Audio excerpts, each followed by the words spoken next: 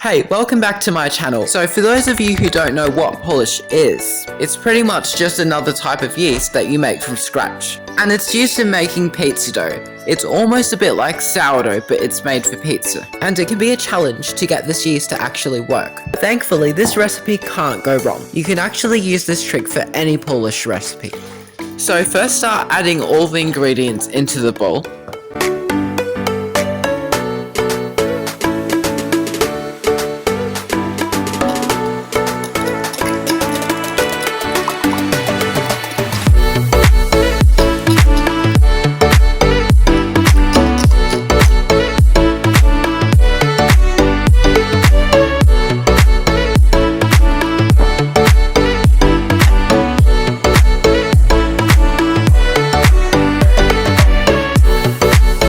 So, as you can see, the dough has gotten really dry, and most people, they just leave out this next step, but here's the secret.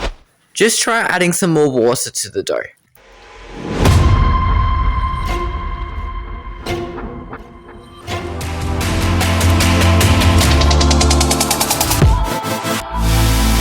And 24 hours later, it looks like this.